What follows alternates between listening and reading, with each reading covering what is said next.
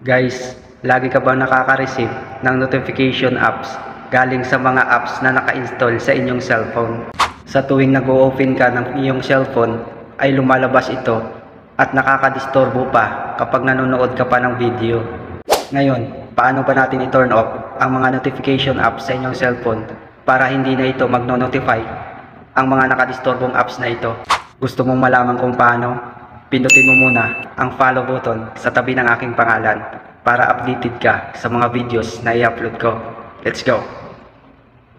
Para ma-turn off natin guys ang mga notification apps sa ating cellphone ay pindutin lang po natin ang settings.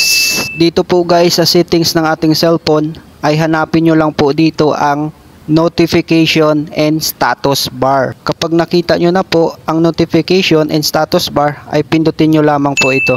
Dito naman po sa notification and status bar, sa ibaba po ay makikita nyo po ang manage notification. Pindutin lang po natin ito. Dito na po natin makikita ang lahat po ng mga apps na naka-install po sa ating cellphone. Scroll down nyo lang po at makikita nyo po ang lahat ng mga apps. At hanapin nyo lang po dyan yung apps na lagi po nagno-notify sa inyo or nagpapadala ng notification sa inyong cellphone ay pindutin nyo lamang po ito. Halimbawa po ito, yung apps market ay lagi po ito nag-notify sa akin. Pindutin lang po natin ito. So dito po sa app market, sa ibaba po ay may makikita po kayong allow notification, ay i-turn off nyo lang po ito. Pagkatapos po ay balik po tayo sa manage notification at maghanap pa po tayo ng apps na lagi po nagpapadala sa atin ng notification.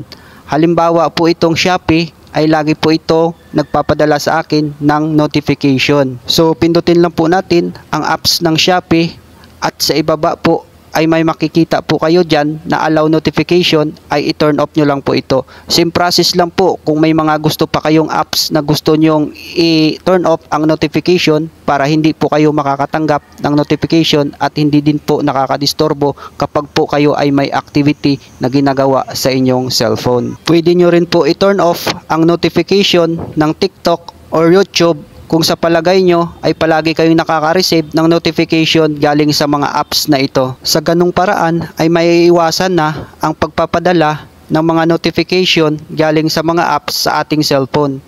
Kung nagustuhan nyo po ang video for today ay paki-share po at paki-follow na rin po ako.